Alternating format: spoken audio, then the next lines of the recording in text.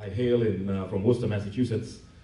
I want to thank the pastors today for inviting me, and I appreciate your unison for getting this thing together. Dr. Karibi is not here right now, but thank you so much. So why am I here today?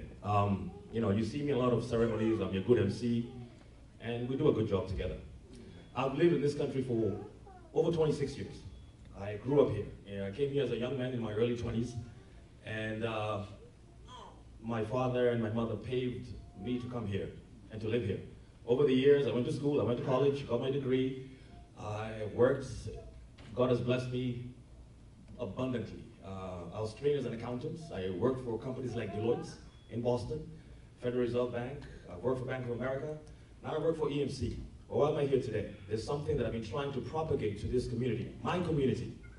Like I said, I've been here a long time. We have lost five very young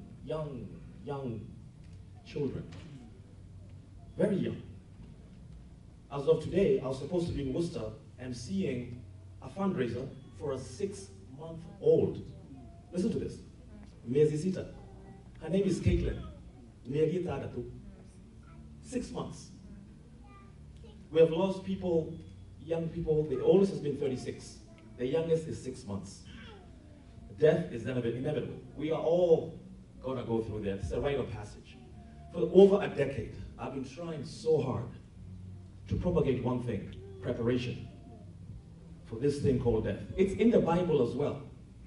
I read a verse today. I'm a praying man. I read a verse today, and pastors, help me on this one. I read a verse, and I want to share it with you. It's Proverbs 13:22. A good man leaves an inheritance to his children's children, but the sinner's wealth is laid up for the righteous. These things are quoted in the Bible. Now, I want to pray for you, the leaders, the true leaders in the community, the clergy, to really now take it upon yourselves to make sure that you have it. And that's the only time that your congregation will understand this message. Life insurance is so inexpensive, ladies and gentlemen. I got my policy years ago, over 10 years ago, in my late 30s. I have over $1 million on me. Why? Because of my shiko and my raturu. I have 2 young kids, 16 and 14. God forbid my untimely death ever comes around. My children will go to college. The mortgage will be taken care of. Their life will go on without me. At work, I have another $500,000. That's 1.5 million. It's not about me. It's those I'm leaving behind. I got it in my 30s. I was a young man then. I was in good shape. I pay, honestly, a little bit over $100 a month. Life insurance, ladies and gentlemen, is the key. We'll have harambes, we'll do whatever, but those won't do anything else. Let us think about the generation we're leaving behind. I'm speaking Kikuyu. While we are alive, while we're here today, let us take this time. Honestly, that 6-month-old little girl who's now dead, fundraising right now, for $6 a month.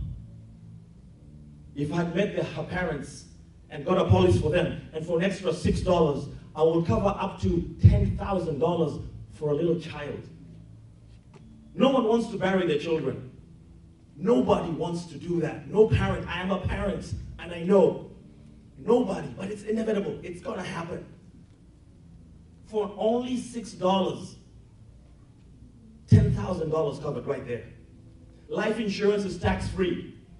That $1 million that I have on me, God forbid that happens, it's gonna be $1 million. Payable within 7 business days. I've had the misfortune of paying 2 death claims. One of them was within our community. My very close friend. His wife passed away 5 years ago.